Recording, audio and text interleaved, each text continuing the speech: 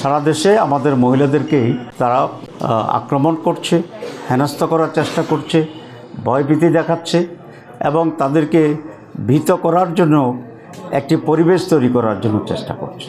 ইতিমধ্যেই হামলা শুরু হয়েছে, বক্তৃতায় জিহ্বা কেটে দেওয়ার কথা বলা হচ্ছে, হাত নিয়ে যেতে পারবে না জামাতকে ভোট দিলে। সারা দেশে আমাদের নারী সমর্থকই বেশি, জামাতকে ভোট দেবে মহিলারা বেশি এবার, কারণ মহিলারা শান্তিপ্রিয় এবং তারা বিশৃঙ্খলাকে, উগ্রতাকে পছন্দ করে না। আমার যে নির্বাচনী এলাকা আছে চৌদ্দগ্রাম, সেখানেও আমার অ্যাসেসমেন্ট হচ্ছে আমি পুরুষদের চেয়ে নারী ভোট বেশি পাবো ইনশাআল্লাহ। যাদের 43% হচ্ছে মহিলা এবং এর সংখ্যা নট লেস দেন 1.5 কোটি আলহামদুলিল্লাহ। আমাদের আরপিওতে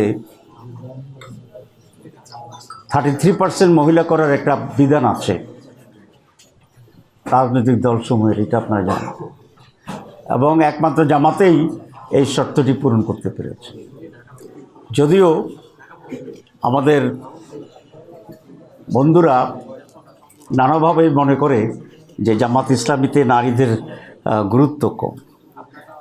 যাদের দলে বেশি নারী, তাদের দলে যদি নারীর গুরুত্ব কম হয়, যাদের দলে কম নারী, তাদের দলে নারীর গুরুত্ব কেমন হবে?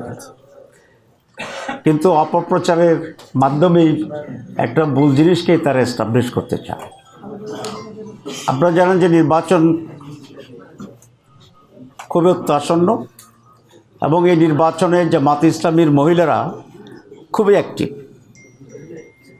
আমাদের মহিলারা বাড়ি বাড়ি যাচ্ছে, স্ব এলাকায় বিভিন্ন ভোটারদের সাথে কন্ট্যাক্ট করছে, যেমনিভাবে আমাদের পুরুষ কর্মী সমর্থকরাও ভোট চাচ্ছে। এবং আমাদের যে অ্যাসেসমেন্ট সেটা হচ্ছে সারা দেশে আমাদের নারী সমর্থকই বেশি, জামাতকে ভোট দেবে মহিলারা বেশি এবার, কারণ মহিলারা শান্তিপ্রিয় এবং তারা বিশৃঙ্খলাকে, উগ্রতাকে পছন্দ করে না। স্টাইল হোক রুচিশীল, পরিচয় হোক রাজকীয়, e commerce platform palace of classy, যেখানে ফ্যাশন মেলে আত্মবিশ্বাসে। শীতের হুডি হোক বা গরমের আরাম, আমরা আছি আপনার পাশে। 100% অরিজিনাল প্রোডাক্ট, দেশের যে কোনো প্রান্তে ফ্রি হোম ডেলিভারি। অর্ডার করতে ইনবক্স করুন এখনই।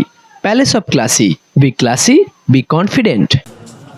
আমার যে নির্বাচনী এলাকা আছে চৌদ্দগ্রাম, সেখানেও আমার অ্যাসেসমেন্ট হচ্ছে আমি পুরুষদের চেয়ে নারী ভোট বেশি পাবো ইনশাআল্লাহ। পুরুষের ভোট বেশি পাবো, অনেক পাবো, কিন্তু রেট অফ দি ভোটার্স নারী এবং পুরুষের ভিতরে নারীরাই বেশি এবং খুবই অ্যাক্টিভ। তো সারা দেশে আমাদের নারীরা এরকম অ্যাক্টিভ।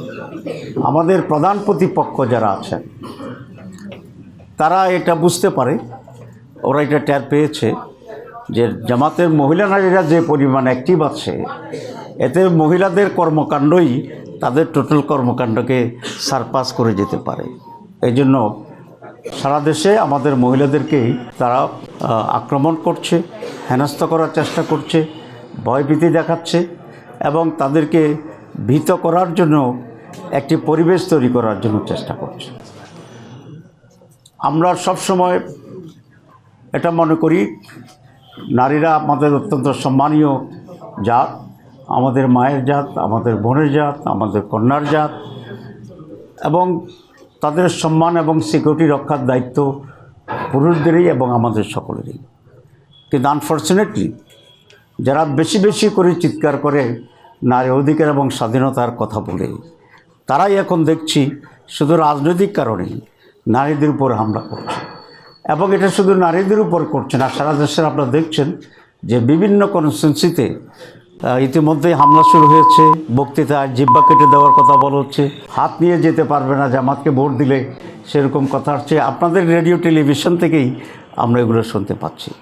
তো যেখানে এই সরকারের প্রধান প্রতিশ্রুতি হচ্ছে যে এবার নিরপেক্ষ এবং একটি শান্তিপূর্ণ নির্বাচন, কারণ নির্বাচন যদি সুষ্ঠু না হয়, শান্তিপূর্ণ না হয় এবং নিরপেক্ষ না হয়, তাই নির্বাচনের রেজাল্ট যাই হোক, এটা দেশ এবং বিদেশে কোনো গ্রহণযোগ্য হবে না।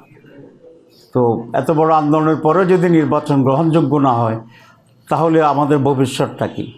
ভবিষ্যৎটা খুবই অন্ধকার এবং খুবই নেগেটিভ হবে এই জাতির জন্য।